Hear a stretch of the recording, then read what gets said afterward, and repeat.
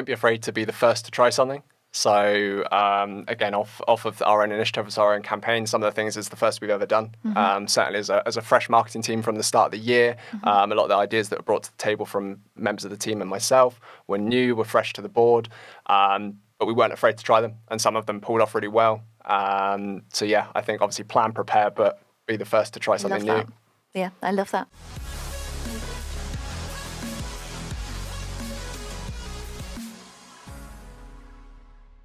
Hello and welcome to the Armchair Show. I'm your moderator, Tanisha, and I'm so thrilled to have you guys here with us today. Today I'm joined by 3 fantastic guests, and we're going to kick off with a very quick introduction with who we are and where we're from, if you'd like to start. Yep, I'm Ben. I'm Group Marketing Manager of Automotive Group.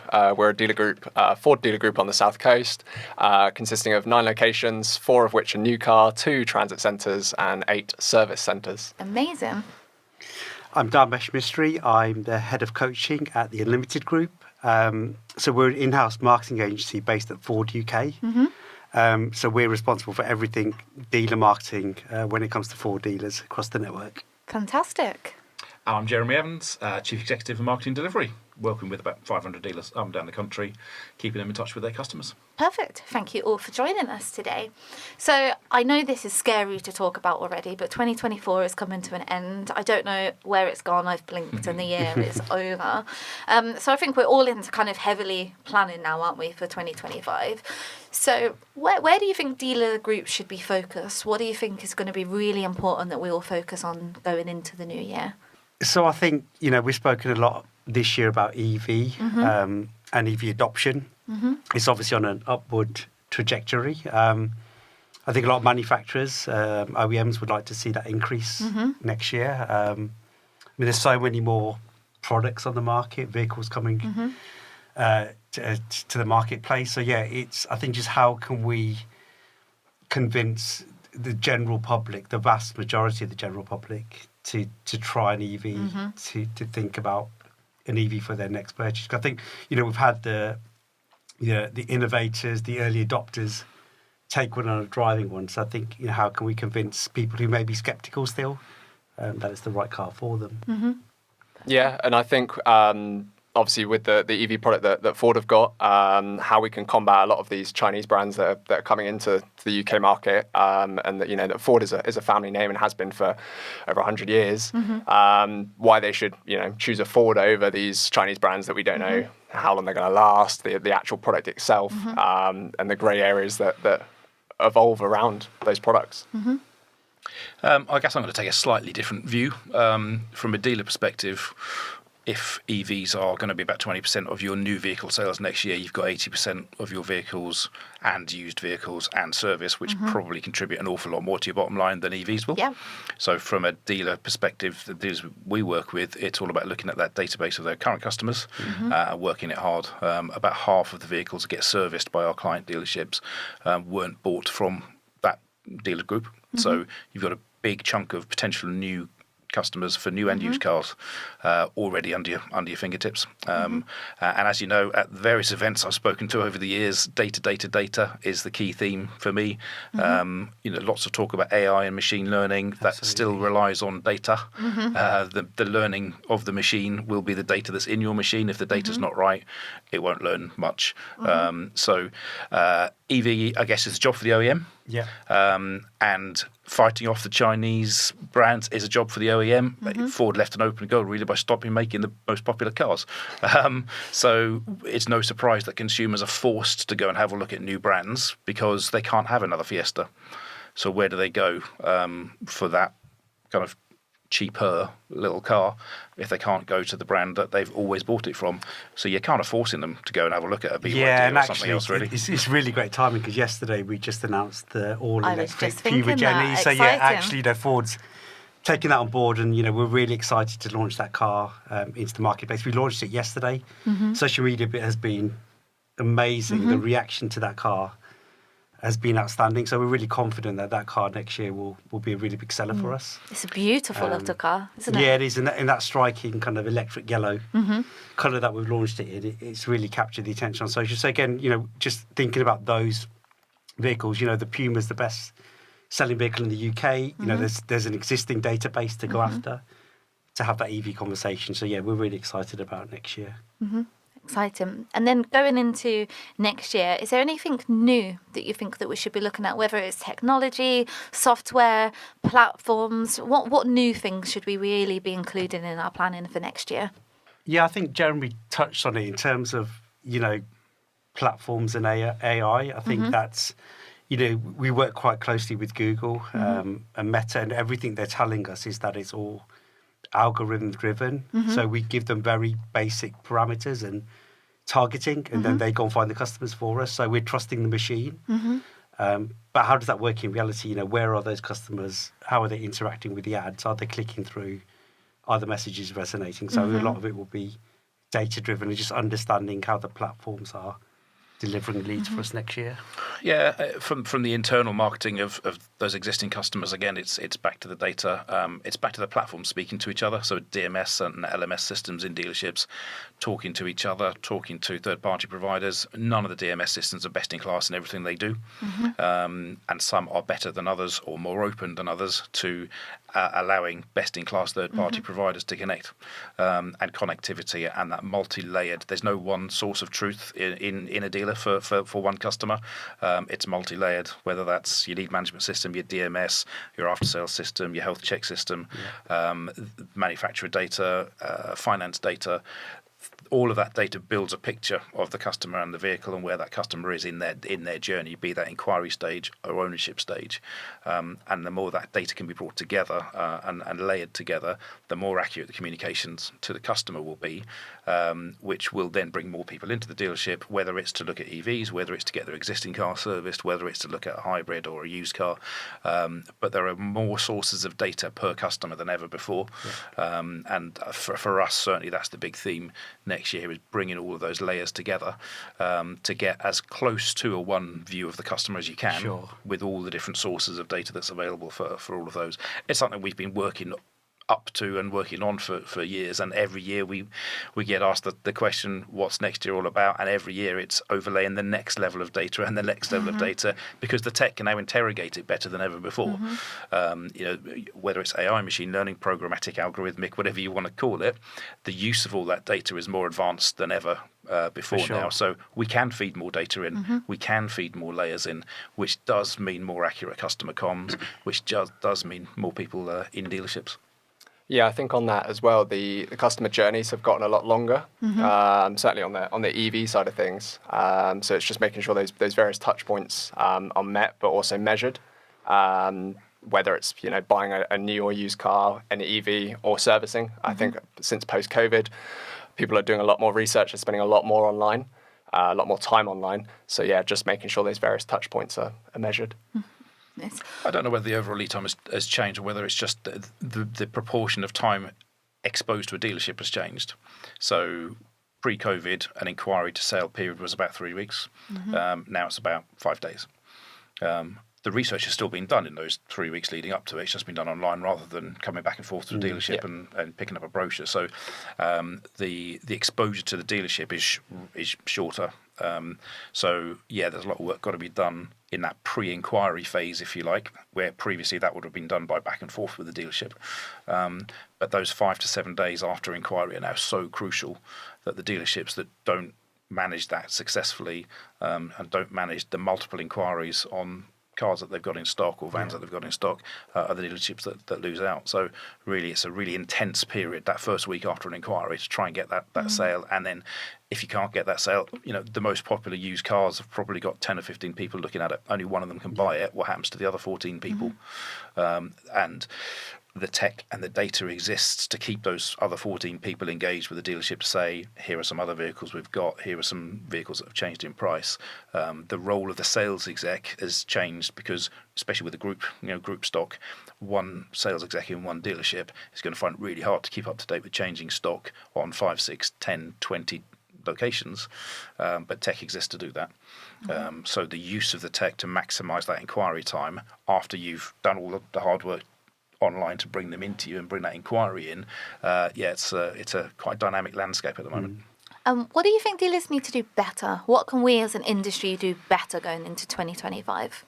I think it's that relationship between marketing and sales. Dharmesh and I were chatting before. I think it's always been an automotive thing. Always seems to almost be two separate departments. And the marketing get the leads, and the sales guys, what do they do with the leads? Do they nurture the leads? And then marketing is sending out various campaigns to the same data sets. So it's that sort of relationship between the two departments. And sort of like I said before, the measuring behind it as well. And then explaining that to the relevant people within sales. Yeah, I'd agree with Ben. I think it's I think the role of the marketing manager or exec was changing. So, we're asking them to be more data driven, more numerate. To be able to talk to a general manager or head of business about marketing spend and what it's delivered. I think we do need to get better at that next year, so we can prove the worth of marketing. Actually, all the marketing we're doing is generating X amount of leads, X amount of sales, etc. So yeah, there will be more focus from us, especially, and our dealer network, just to get closer to the numbers in terms of marketing effectiveness next year. Marketing is always criticised for, what did it deliver? Yep. We can talk about, vanity metrics such as impressions and clicks and views, which is really great and is still hugely important when you're coming to assess a campaign's performance. But ultimately, we need test drive bookings, orders. So I think that the closer a marketing team can get to that end result, the more buy-in they'll get from the dealerships. So again, we'll work with our dealers next year on that.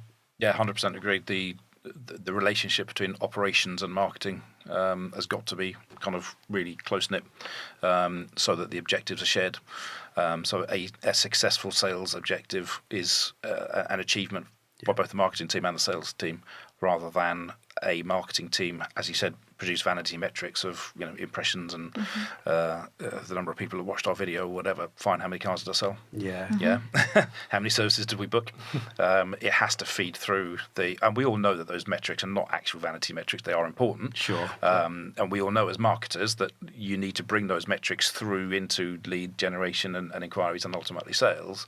But we have a responsibility as marketers to paint that picture and take those people on that journey to go, okay, let's work back from your objective. Is inquiries and sales. For us to deliver that, we need to put you in front of audiences of this size and this size and this size, and these are the tools we'll use to do that, rather than the other way around and go, look, we've given you 1 million views on the latest TikTok video. Fantastic. How many cars did I sell? I don't know. So that attribution that we spoke about outside, so attributing those channels to the inquiries that you've generated. So here are all my Facebook ads and my Instagram ads. How many of those had people who were viewed by people who've inquired with us or bought cars from us? Because you can learn really quickly with these things, right? You can get some metrics out of these things really quickly.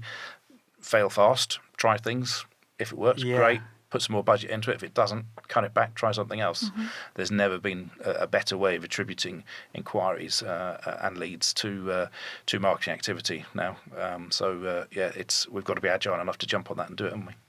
I think just following on from that, in terms of a real tangible metric is test drives. Now we're really keen on people test driving our new cars, because if you haven't driven the new model, they've come on so much in recent years. It's full of tech. It drives really differently. You might be an EV, never driven an EV before, so we really would like dealerships to push test drives more next year, and just to have that experience for the customer. And that's a metric that's never changed, right? I remember bums and seats cars, right? Absolutely.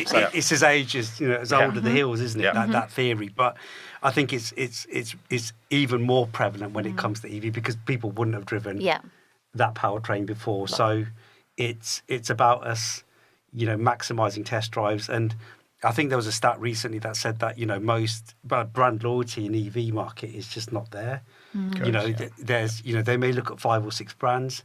That's really great for any brand really, because you've got a good chance of claiming that sale, but you just need to get there quickly, get in front of the customer, and like you said, speed to responding to that initial inquiry is often the primary factor why they ended up buying from that dealer. We copy ourselves in on the customer replies to all the emails we send out on behalf of our dealers, and time again, it's, well, I bought something else because you didn't reply. or you didn't return my call. And you go, come on, guys, this is 2024, nearly 2025. You know, all you have to do is respond to this customer, and you stand a really good chance of selling the car. You know, but yeah, we're still here with responses like that, saying, well, I've left 3 messages and he hasn't returned my call. He didn't reply to my email. He tried to call me when I was at work when I was trying to get an answer to my email. So I bought something else. So. And it's so easy to forget the basics, isn't it? Yeah. It's easy to forget the basics. Bums and seats, we need test drives, reply to the customer. Yeah. We all focus a lot on the tech and the fancy stuff and all of the exciting things and the changes with EV, but in reality, it's the basics are still so incredibly important. Yeah. I always like to, we've kind of spoke about there, the things that we can improve going into next year. But also the industry is so wonderful already as it is. So I always like to balance that out with the positives. What are we doing really well that we should actually just carry on doing a fantastic job going into 2025? Reacting to change. You know, since COVID, the market has been volatile. You know, there hasn't been a settled. It's been crisis after crisis. But guess what? We've handled it all. You know, anything that comes along, we handle it. So yeah, as an industry, we're really resilient.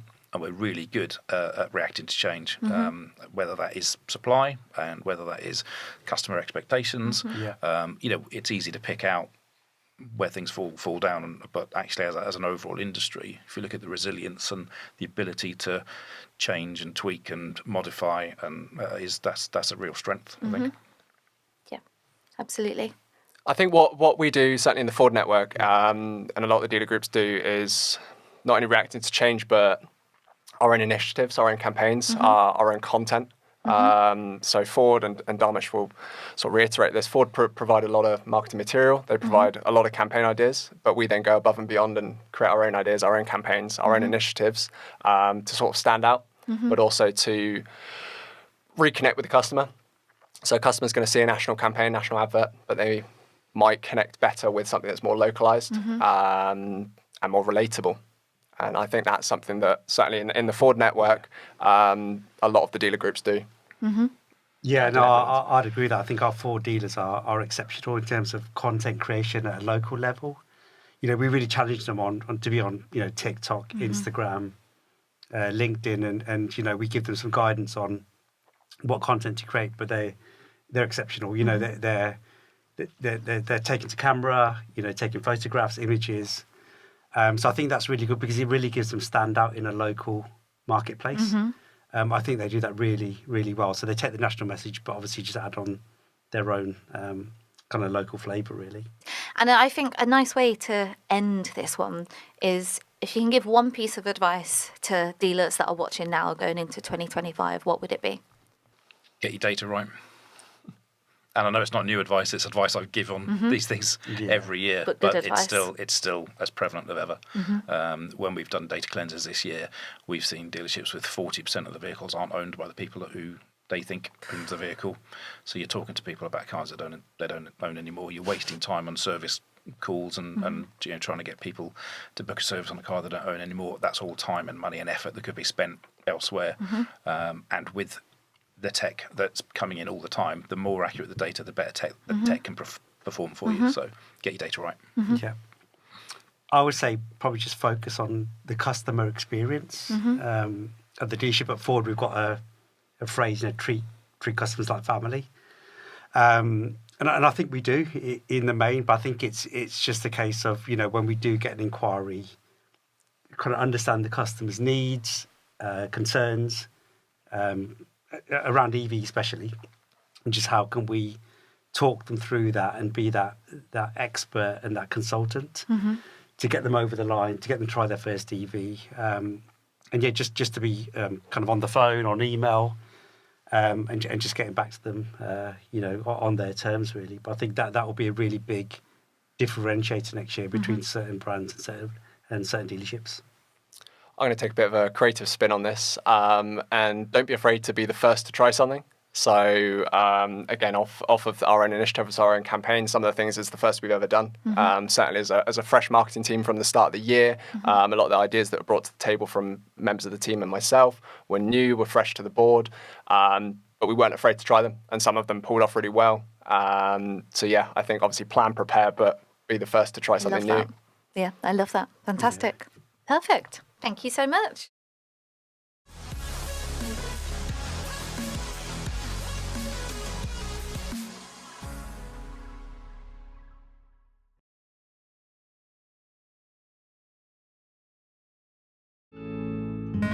Armchair Marketing Podcast.